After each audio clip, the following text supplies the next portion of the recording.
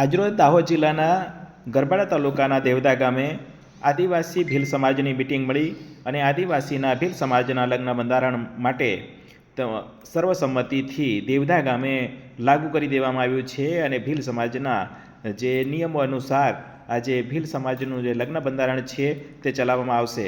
આ શું કહી રહ્યા છે ગામ લોકો, કેવી રીતે ચર્ચા થઈ, સાંભળો. એક વાર ઘેર હોશિયાર થઈ 18 વર્ષની થઈ વિદાય લે બાને ઘેર તે તાપુ લેકિન હુતી આપણે ઘરે રહી અને પછી લગન કરીને સિનેતન સોરીની જાન પૈણીને જાય સિનેતન વિદાય આવીએ તે દિવસ આપણું ઘેર હંમેશા માટે છોડી દીધું, બીજાનું વારસદાર બનવા જઈ રહી છે. હવે એ આપણે ભર્યો અત્યારે તો નહીં કાકા બાબા કહે છે પણ એ જેના પરિવારમાં આપ્યું તા કાકા બાબા તા એનો પરિવાર તા ઘેર પોતાનું પારકા ઘેરને પોતાનું બનાવવા જઈ રહી છે. તો એને કેટલું લાગે કે આજ મારો પરિવાર બચપનથી અત્યાર સુધી મારો પરિવાર આજે હું બીજાના કબજા ભોગવટમાં એટલે ત્યાં મારું જીવન જીવવાનું. તો આપણે બધા કાકા બાપા આપણા સમાજની અંદર હતા. ભોગ પરામણી મેળવાની આ બધી મેળવાનું બધો રિવાજ હતો તે બધાને નાબૂદ કરી નાખ્યો. કોઈ બીની વહુ આવી તે કઈ નહીં પાડ સડાવની કરવાનું પણ વહુની હતા પગે લાગીને એને 10 રૂપિયા 100 રૂપિયા કે 50 રૂપિયા ધરાવતેલા એ બધું બંધ કરી રાખ્યું. દીકરી તમે આણું વળાવો તે દિવસે લાઈનો લાગી જાઓ, બધા સોરો વવ્યો બધા લાઈનો લાગી જાવ, આણું વળાવે 2 કલાક લાગી જાય એવડું આપણો પરિવાર વધી ગયો.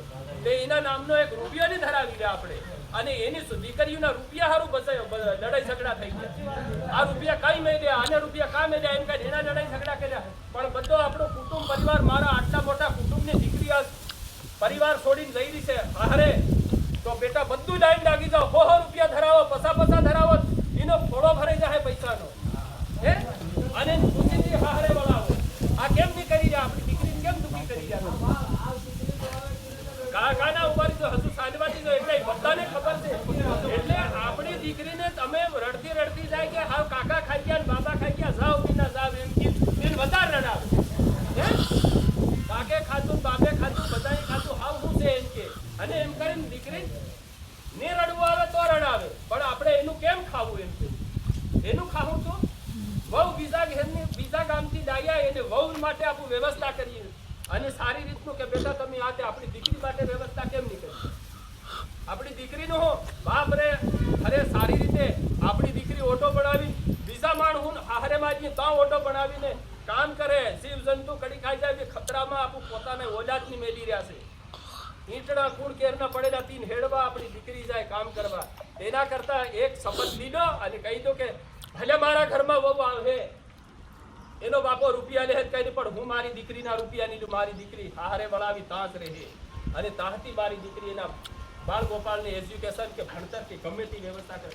મારી દીકરી કોઈનું લીડું થવા માટે નહીં આવે પહેલું જ નક્કી કરો અને આપણી દીકરીનું ભવિષ્ય સુધારો. તો જ આપણા ભાણે બાપને ગમે તે થાય તો દીકરી 2 દિન રહેવાને બદલે અઠવાડિયું દિન થાય આપણે કેમ પછી આજે કોની દીકરી આવી નથી? કૈનાની વગે ચિત્રા ધોઈ આવ્યા છે. દીકરી આવે તે વાહો કરીને 2-3 કન્યાને વાહો કરે કપડા કરી અને પછી જાય કોઈ બી વગ્યો હે કોઈ તન આઈબાનો વાહો કરવા કે આઈબાની ખબરી આવે ને તો દીકરી જીવેતા સુધી વગે ઠપકો આલે છે કેરા તારી મા બાપની ખબર લીધેલી તે એમ કરીને હાલના તબક્કે પણ ઠપકો આલી રહ્યો છે. કેરા તું આવેલી તારી આઈબાની મળવા કેરા ઉંગળાવી દે અને હાવ મરી ગયા અને હાવ આવી શું માતા કૂટો. આ કોણ ભવ્યો આલે સોરિયોન ઠપકો આલે છે. આ બધાનું સાંભળેલું છે કે જીવતા ઉપર આવ્યો નહીં તેમાં તમારા કામમાં બુટી રહી ગયો એમ કરીને મર્યા પછી બી મરેલા બાપ ઉપર બી દીકરી ઠપકો આલે છે. તે દીકરી ઠપકો આલે એવું ભાવ નત કરો. એ બાઈ કર્યું નહીં એટલે દીકરી સાંભળી રહી આખી જિંદગી. બાપે કર્યું કે નહીં એટલે દીકરીને સાંભળવું પડે છે અને બીજા ઘેરની વહુ આપણા ઘરમાં લાવ્યા તી ઠપકો આલે. એટલે આપણે આ સ્થિતિ પ્રમાણે આપણે અમલવારી કરવાની છે. વત્તા પ્લસ બીજું એવું છે કે આપણે જાન કેવી રીતે જવાનું.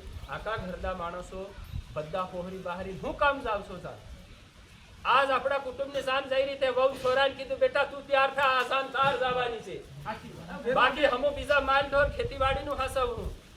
વહુ દીકરો 2 તૈયાર થયા ફલાણાના જાનમાં તો બીજી 2 દિન પછી બીજી કુટુંબની જાન જઈ રહી ત્યાં બીજાનો વારો આવ્યો.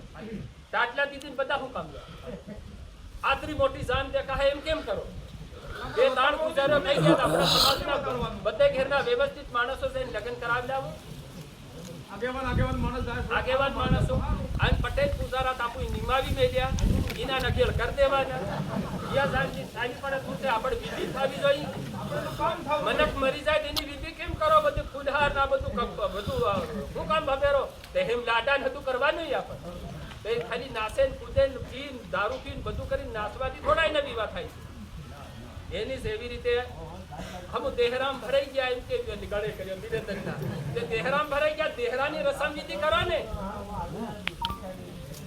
ગણેશ સ્થાપના કરી મહેંદી મેળવાનું કારણ શું છે કેમ મહેંદી મેળાય છે એ બી નિયમ આપણો સમાજની જાણી છે શું કરવા તે મહેંદી માંડવો એમ કે એનું બી કારણ જાણવું જોઈએ ઉદાહરણ કેવી રીતે શું થાય છે મહેંદી માંડવો કેમ મેળવવો પડ્યો આ બધું આગળના રિવાજને આપણે ધ્યાને દોરો મારું નામ હિમરાજ બસુભાઈ દેહદા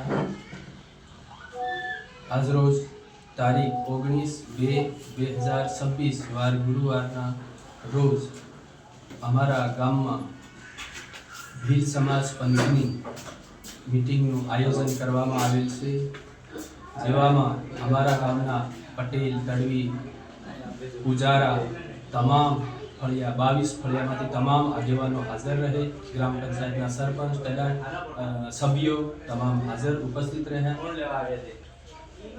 અને નક્કી કરવામાં આવ્યું છે કે ગરબાડા ભીલ સમાજ પાસે અમલમાં મૂકેલ ખર્ચ પેટે લેવાની રકમ જે અમારા ગામના આગેવાન પૂજારાઓએ તમામે સ્વીકારી છે અને અમલમાં મૂક્યું છે કે હવે પછી અમે ગરબાડા ભીલ સમાજ પંચે જે અમલમાં મૂક્યું છે એનું અમે અમારા ગામમાં સર્વાનુમતે અમલ કરી લીધો છે તો મારા પડોશી ગામના ગરબાડા તાલુકાના ગામના આગેવાન સરપંચોને તમામને અમારી નમ્ર વિનંતી છે કે આપણા સમાજને આગળ વધારવા માટે વહેલી તકે અમલમાં મુકાય એવો આગ્રહ રાખીએ છીએ અમે આજ તારીખ 19/2/26ના રોજ ભીલ સમાજના કુળદેવી એવા